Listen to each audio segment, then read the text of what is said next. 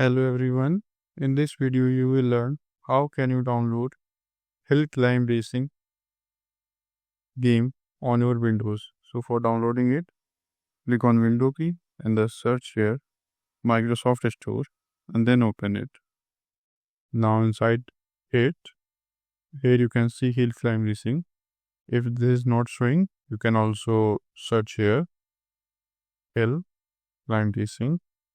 So here you can see. Now click on it. Now click on install and just wait. It will take a few seconds to download. So here you can see the downloading has been started. So here you can see this is showing as play. Now click on this play button.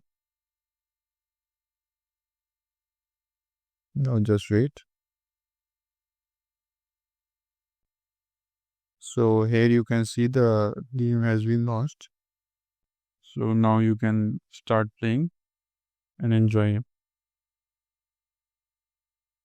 So hope this video is helpful for you. If you found this video helpful, please do like and subscribe.